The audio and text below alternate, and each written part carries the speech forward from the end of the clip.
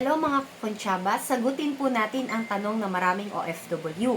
Ano ang mas magandang investment kung wala ka sa Pilipinas? Kondo na pang Airbnb o for lease? O mag-invest na lang sa farm lot at magtayo ng vacation house? Kung nahihirapan kang mag-decide, this video is for you. Let's weigh yung pros and cons para makita mo kung alin ang swak sa'yo. Unahin po natin yung condo investment. Ito po yung mga advantages pagka condo ang kinuha ninyo. Una, earning potential. Pwede itong gawing Airbnb o kaya paupahan. Kung nasa prime location yung condo, like malapit siya sa business hubs o kaya tourist spots, mataas po ang demand nun. Number 2, less maintenance. Since condo units po ay maliliit naman ang sukat, mas madali silang linisin at i-maintain. Plus may building admin na bahala po sa security tsaka sa amenities. Number 3, yung turnkey investment. Marami po kasi ngayon na ready for occupancy na pwede nang paupahan kaagad. Number 4, lease program. Meron na rin po kasi ngayon na ibang condo management ng lease program na parang hotel style service. Sila na po yung bahala sa pagpapaupa at maintenance para sa'yo. Perfect kung OFW ka at wala ka naman pong oras na mag-manage. Pero mga kakonsyaba, hindi naman po syempre lahat ay perfect. May disadvantages din si condo. Number 1, may monthly association dues po na kailangan yung bayaran. Limited appreciation value compared po sa land investments.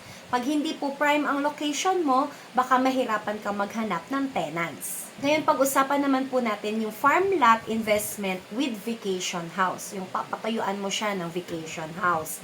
Ang advantages po ng farm lot, una, high appreciation. Yung lupa ay laging tumataas po, pataas ng value over time.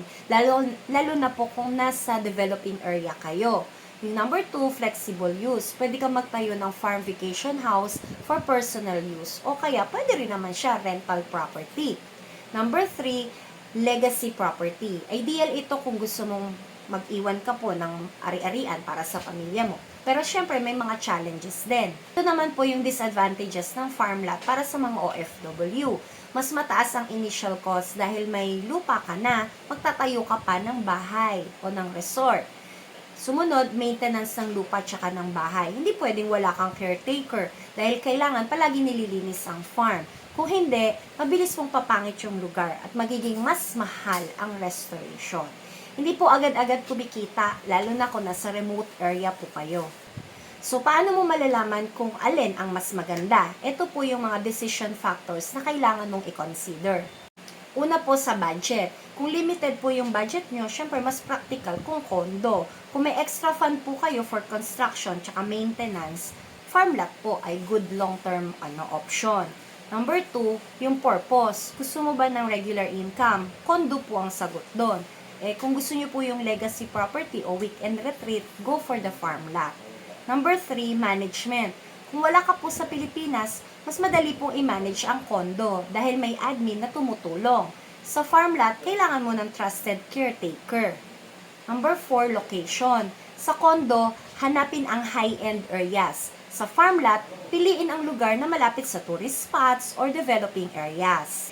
Mga kakonsyaba, wala naman pong one size fits all pagdating sa investment. Ang mahalaga, alamin mo yung goals mo at kung ano ang pasok sa lifestyle mo bilang OFW. Kung gusto nyo po yung steady income at low maintenance, condo po ang dapat. Pero kung gusto mo ng property na may long-term value at personal satisfaction, farm lot with vacation house po ang para sa inyo. Kaya mga kababayan nating OFW, ano pong investment ang pipiliin mo? Comment nyo lang po kung condo o farm lot po ang inyong bet. Don't forget to like, share, and follow for more real estate tips. This is Natalie Concha of VS Concha Realty, reminding you real estate is for everyone. Let's learn and grow together.